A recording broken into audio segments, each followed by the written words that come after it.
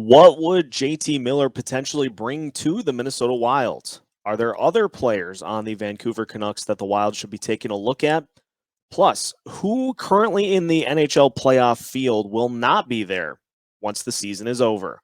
We ask Spoke Z those questions and more on today's episode of Locked on Wild.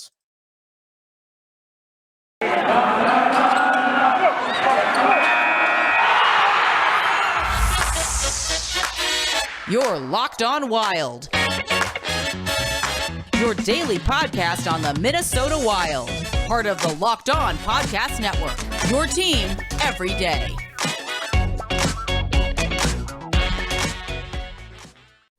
Welcome to another episode of Locked on Wild, your daily Minnesota Wild podcast, part of the Locked On Podcast Network, your team every day. Thank you for making Locked on Wild your first listen every day. And just as a reminder, we are free and available wherever you listen to podcasts.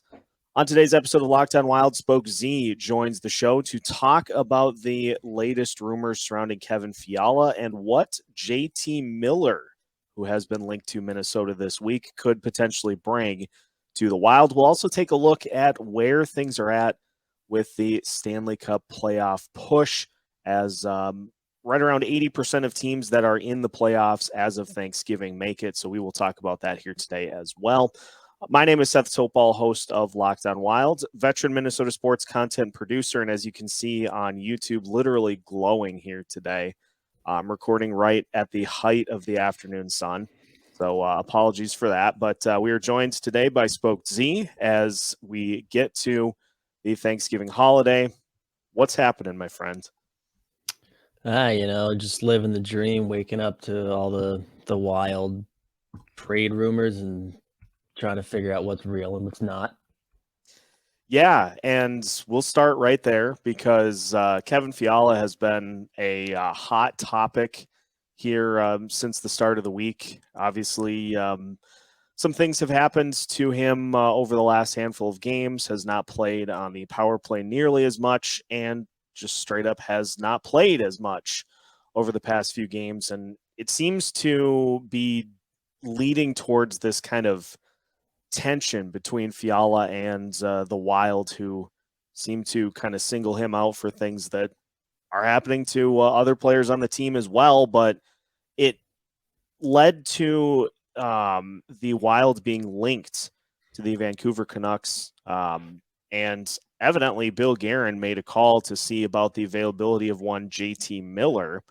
So you can connect the dots from there, in that if they were to go the JT Miller route, Fiala could potentially be involved in that deal. But let's just start first off with, what's the end game here for the Wild with Fiala? Are they trying to kind of just get him to play better? Are they trying to get his trade value up? Well, why is all of this happening all of a sudden?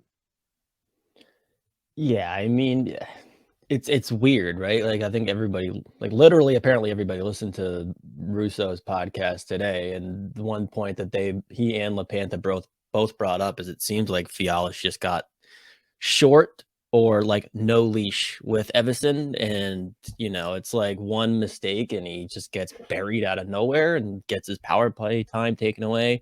But one thing they did bring up is like he's been with Evason for years, and maybe Everson's a little bit more comfortable doing that. And whether people like it or not, like, Kaprizov could probably make 25 mistakes in a game, and it's going to take a lot for him to get in any kind of doghouse with the Wild versus a kid like Fiala, who, I mean, they've made it clear they're not interested in signing him long term. And I think the writing's on the wall just with, the cap situation, stuff like that, that this will probably be his last season. And I wonder if they really want that, or if it's just like it's just reality and it sucks, but it is the way it is.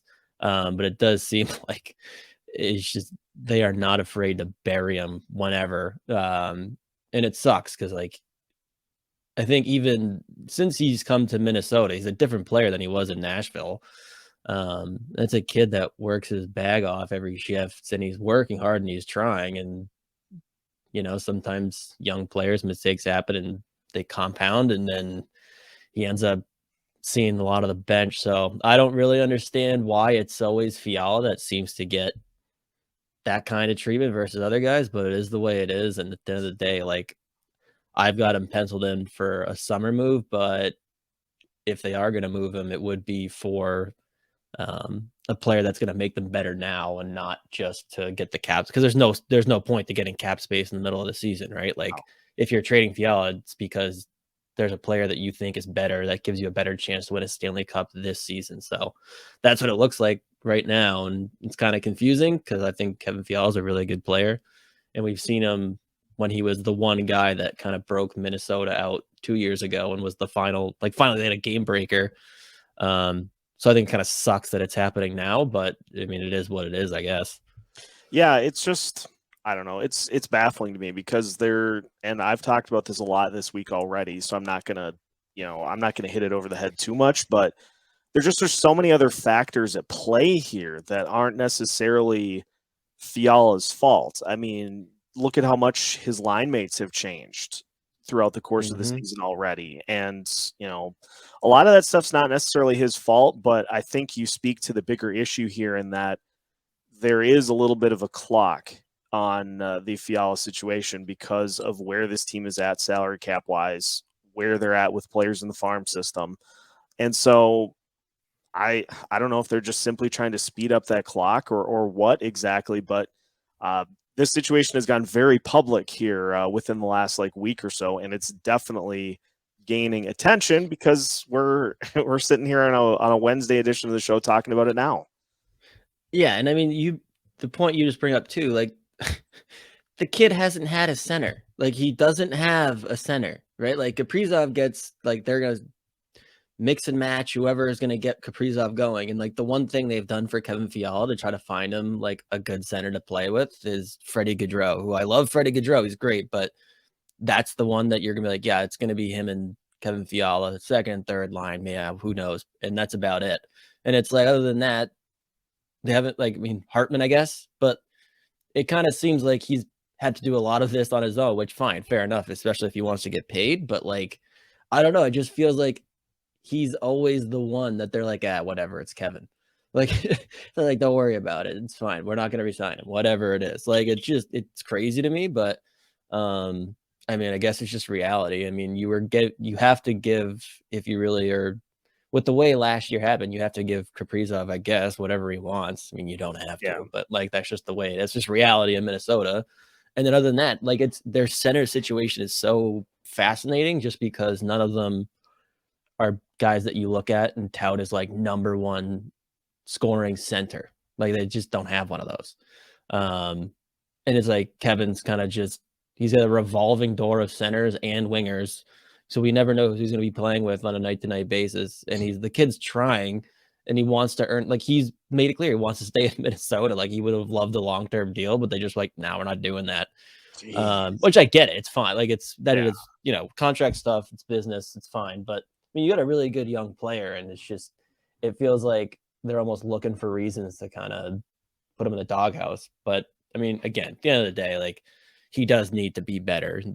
A couple of those mistakes are like, dude, what are you doing? But I wonder if that's just a kid that knows that he's on thin ice no matter what he does, and he's playing like it. So, I mean, I'm sure at this point he's frustrated, and I wouldn't be shocked if he's like, all right, I want to get out of here now because this is like ridiculous. Yeah, like it's pushing towards that sort of resolution with really not exploring any other options, and I don't know. And I don't even think he's a big money player. Like, I don't think that's not a guy you give like $7 million to. Like, to me, on a Stanley Cup winning team, he's like probably a second line winger. Who's very, like, he's a great hockey player. He's a really good piece to have, and he's young and he's electric. He can move, he can skate, he can rip a puck, he can do a lot of things, and he's capable of driving play by himself. But I'm not sitting here and saying they should be signing him to whatever. Like, to me, 6.5 is probably the most anyone really is going to give him anyways. But it's just weird how it's just kind of turned. How he went from being the guy, and then Kaprizov showed up, and Kaprizov got like Rask to be okay, and then he got Zuccarello to turn it around. So now everyone's loving Kaprizov, and Fiala just is like the forgotten stepchild now, and it's just a weird turn of events for the kid. And I honestly feel bad. But he'll be fine. He's going to make millions of dollars playing hockey for a long time, so he'll be Right. fine. But it just felt like he had finally got comfortable somewhere in the NHL, and it's clear. We'll see if it happens at the deadline or this summer, but I don't think his future at Minnesota is much longer. No, it's turning towards sooner rather than later for his departure from Minnesota. So it's just a weird situation, and let's dive a little further into this potential for JT Miller, because obviously with a player of JT Miller's caliber, you'd be giving up Kevin Fiala plus then a little bit. So we'll talk JT Miller and kind of what the deal would potentially look like if that's the route the Wild want to go. More with Spoke Z on today's episode of Locked On Wilds after this. Thanksgiving week is finally here, and that means desserts, pies, cakes, cookies, candies, ice cream, you name it, it will find your plate during the holidays. What if I told you there was a better way to get all of that delicious taste you love without even half of the calories? Enter Built Bar, the great tasting and fully covered in chocolate snack that can help you beat your holiday cravings. One slice of pie that you may take in this holiday season, for example, can contain up to 300 calories, and that's on the low end. Most Built Bars, however, are only 130 calories and only 4 grams of sugar with plenty of protein. Low calorie, low carb, low fat, high protein. Built Bar is the way to go. So head to built.com and use the promo code LOCKED15 and you'll get 15% off of your order. Again, use the promo code LOCKED15 for 15% off at built.com.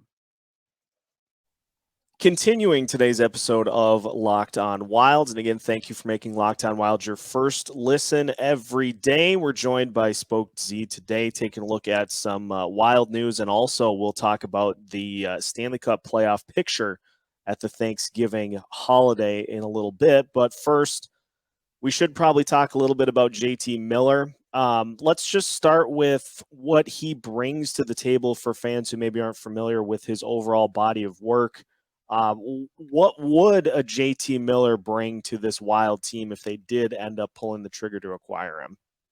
Well, I do think it's a good fit. I mean, imagine like probably a little bit more skill, like Ryan Hartman. Like he plays a tough brand. He's physical. He hits everything that moves. He works his balls off. The kid, he works.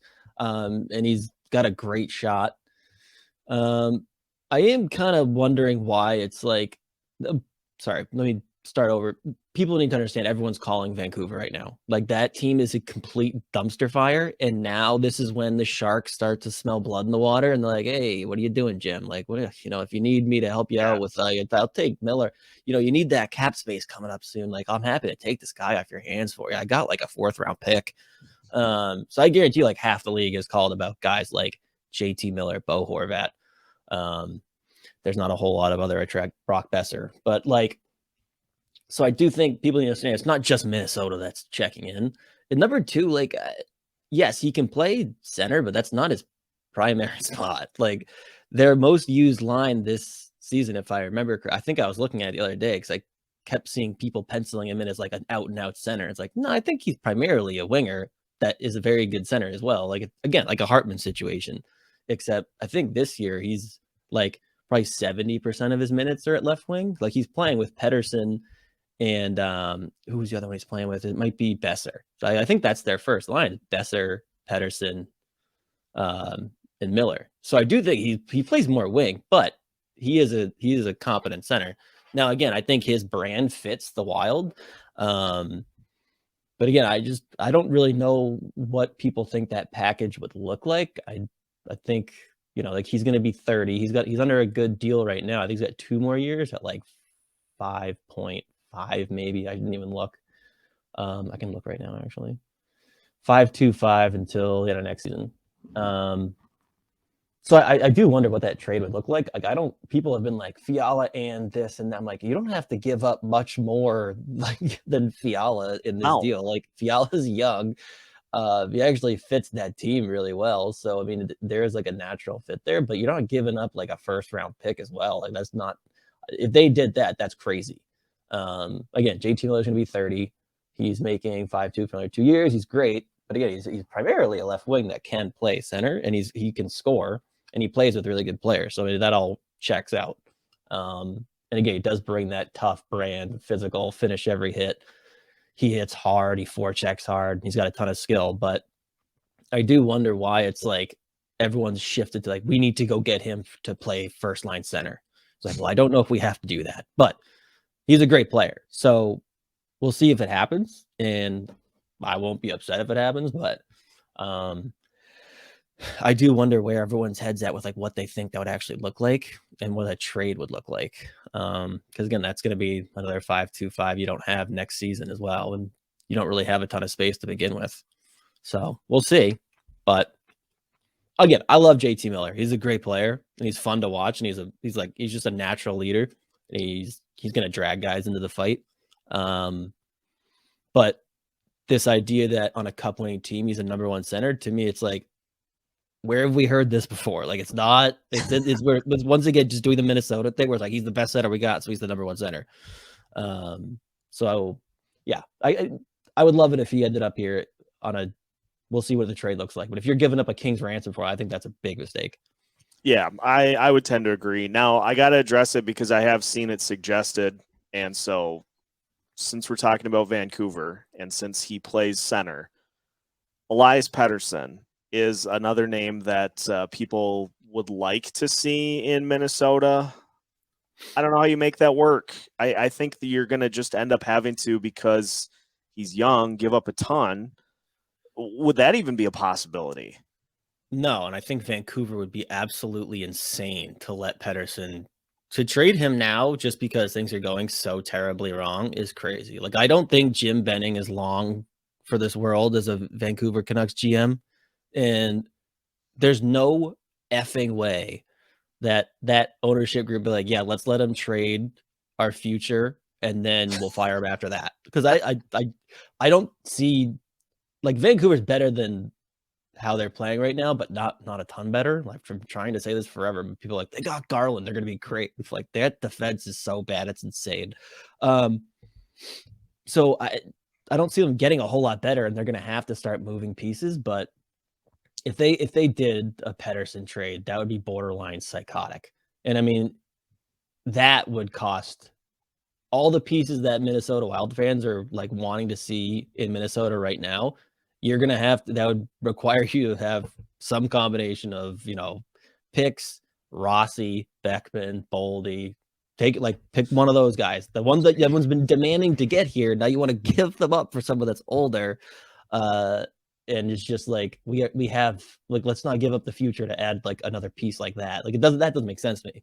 If they could somehow make it work where you're not giving up your best prospects, which never happens, then sure, Elias Pettersson is one of the best players in the league, and he's playing bad right now in a terrible situation in Vancouver. But there's no way that they deal him. And if they do, it would cost you literally all of the pieces that you're excited to see in Minnesota. So it would be a very bad idea to go do that. I don't know that they're necessarily, I don't want to say untouchable, because that brings up the old cliche, nobody's untouchable, but like, you got to heavily weigh towards keeping like Boldy, Rossi, Wallstead at this point, probably Beckman. And so that's going to limit too, which is why I think, as you said, and as I've mentioned too, I think Fiala is just, if you're trying to find like a center upgrade, it makes all the sense to include him in the deal. But, as far as those prospects go, because they're so close to getting to the Wild level, like, you got to be as hands off with those guys, I think, as you possibly can. Yeah, and this is something Russo has been saying too. Like, for once, the Minnesota Wild are being patient with prospects and not forcing them into the league when they're not ready. And now everyone's like, no, we need them here right now, or let's trade them. And I'm like, oh my God, we don't know what to do when we have nice things. This is why we can't have nice things here. But yeah, those prospects right now, like Iowa, right, it's going exactly how they wanted it to go and need it to go. They're getting a ton of playing time. They've been unbelievable They're a ton of fun to watch, and they're winning hockey games, and they're playing professional hockey, and there's no pressure for them to go like whatever, win a cup.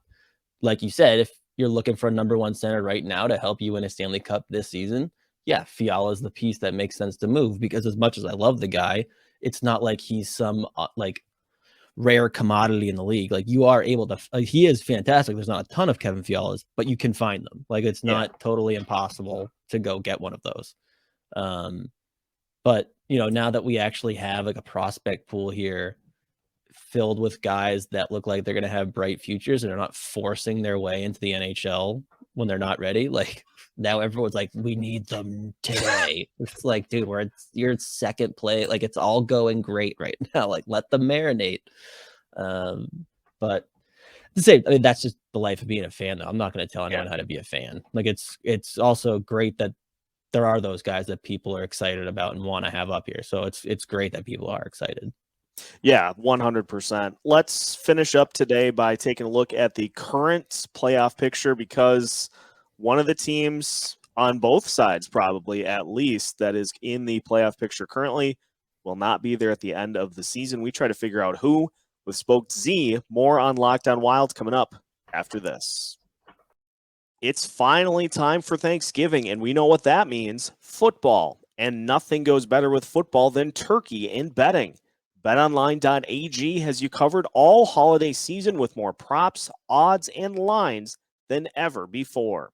BetOnline.ag remains your number one spot for all the sports action this Thanksgiving. So head to their new updated desktop or mobile website to sign up today and receive your 50% welcome bonus with the promo code LOCKEDON. And it's not just football. BetOnline.ag has pro and college hoops, the NHL, boxing, UFC, and even your favorite Vegas casino games. Don't wait to take advantage of all the amazing offers for the 2021 season. BetOnline.ag is the fastest and easiest way to bet on all of your favorite sports. BetOnline.ag, we're stuffed with deals this Thanksgiving. Final segment of today's episode of Locked On Wild. Again, thank you for making Locked On Wild your first listen every day. Spoked Z is here. We're talking NHL playoffs now because, and shout out to Brett Marshall, who was on the show yesterday of the Sound the Foghorn podcast. It's basically to a science that 77% of teams in playoff spots when American Thanksgiving hits will end up clinching a playoff spot. So if we look at the playoff picture right now, you've got in the Western Conference, the Wild are leading the Central Division, followed by St. Louis and Winnipeg. In the Pacific, it's Calgary, Edmonton, and Anaheim. And the two wild card spots are the Vegas Golden Knights and the Nashville Predators. Next closest is the Colorado Avalanche, who I think we all expect will be there at the end of the year. But if you got to pick one of those teams in the West, who is not going to be in the playoffs at the end of the year between Minnesota, St. Louis, Winnipeg, Calgary, Edmonton, Anaheim, and Vegas and Nashville? I think, like, on paper, I want to say Anaheim, but I still can't figure them out. Like, I can't see them continuing this, but at the same time, like, they're doing it. So it's weird, but for fun, I'm going to leave Anaheim in. Do I necessarily like totally believe that they will make the playoff? No, but like, for fun, it's great. I think it's awesome that they're there. Yeah. I do think Vegas eventually turns it on.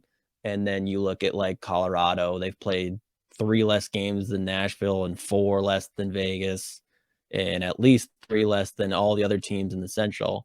So there's no way that they don't get in. So I'll pick Nashville to drop out. I think they've been a nice story. They've played a lot better than I thought they would, but it's still not really a team I have that much faith in. And I want to leave Anaheim in because they're fun. So I'm leaving Anaheim, but I'm taking out Nashville. I'd like to give a shout out to Troy Terry, who I picked up in the midst of his point streak. And I think as soon as I put him into my lineup, it snapped. I knew if I took him in anything like DraftKings or like fantasy, I haven't remembered to set my fantasy lineup one time this season. So I just have left that. But I knew if I added him in anywhere that would be the day, or bet on him to put up a point. There's no way that he would do it. So I've been leaving it. It's just my luck with fantasy sports this year. So we love to see it. I think it was like 15 games in a row with a point, and then I ruined it. So I'll take the blame for that one because of the jinx. Yeah, you can send him a Venmo. Yeah. In the Eastern Conference, we've got the Florida Panthers, Toronto, and Tampa Bay in the Atlantic Division, and then in the Metropolitan Division, Carolina, Washington, and the New York Rangers. Wild cards as of now are Columbus and Pittsburgh. And so that is your 8 in the East. Who is not going to be participating in the big dance once the playoffs come rolling around? This one's tough because, like, it's hard to get a gauge because this schedule's been so insane. Like, the Boston Bruins are technically behind the Detroit Red Wings, but they've literally played 5 fewer games. Like, the Ottawa Senators missed 3 games because of COVID, and they've still played 1 more game than the Islanders and the Bruins. So it's like, it makes no sense how it's going down. But I could honestly see both. I love Columbus too. I said it in the offseason that I did think, just because of that division's murderer's row, that they would finish towards the bottom, but they were going to be a lot different this year, and they have been. They've been great. They're really fun to watch. I love Cole Sillinger. I love that he made it. But I could see both Columbus and Pitt dropping out. Pitt just is like, sometimes they are just tough to watch. And I don't know what's going on with Malkin, if he's feeling healthier again. And I mean, what's he going to look like when he comes back? Sid hasn't like lit the world on fire since he's returned. And then at some point you have to think Columbus can't continue having like a 625 point percentage, especially in that division. And I mean, the Islanders, I think like 40 of the next 60 games were at home in their new arena.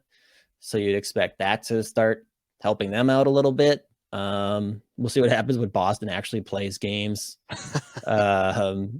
And I mean, so I could see both of those teams coming out. But I mean, you look at the teams that are in playoff spots in those divisions, like, that's just it. That's the Atlantic's fascinating because it's super top heavy, and then the teams at the bottom suck. And then Metro, like, every team's good. So I could see them staying like that. And then one of, you can pick Philly, Jersey, Boston, Islanders. They're battling for a wild card spot. So, but I could see both Columbus and Pitt dropping out. And that being said, betting against Sidney Crosby is a bad idea. So I'm sure now he's going to go on a 15-game point streak, and they're going to win the Metro somehow. But yeah, I could see that happening with both of those teams. As far as Ottawa and Arizona and probably Buffalo and probably Seattle, I would suggest getting a big screen for the living room so that you can be watching all of those playoff games once the playoffs start. Better luck next year. So yeah, there's always next year, eh? Seattle's pissing me off, man. Well, they're doing exactly what their strat. Like, I thought they were gonna make the playoffs because there's not a ton of like electrifying offense there that they took, but it's a very low event, defensively focused team, and they're getting the worst goaltending in the league. Like, they can't make a save, and like, they're defending well, which is crazy. If you go look at like the underlying numbers, like, they're actually defending the house pretty well. It's just they can't buy a save, and it's driving me insane. And that's why they're so bad. So yikes. I want them to be good so bad. That place is sick. Yeah, those jerseys are sick. The arena, it's a good vibe. They just have to coax a little more out of Grubauer, I guess. Yeah. But, before we wrap up, let's talk a little Judd's Buds so that listeners who maybe haven't listened yet, have not experienced the absolute unrivaled chaos that Judd's Buds brings. Just tell us a little bit about the show and where listeners can find it. Yeah, I mean, it's just chaos. I come in without a plan every week. Like, I felt not great and I was super tired last night. So I messaged Isha. I was like, do you care if I just like talk about the games that I've been going to and then do like, I just answer the questions? He's like, it's literally your show. You can do whatever you want. I was like, okay, great. So this is the first time I kept it under an hour. But it was because I just didn't really talk about anything. I don't even know what I talked about, to be honest with you. So that's what you can expect if you want to listen. I pretty much just start talking about hockey and hopefully make it to the Minnesota Wild prospects, answer questions.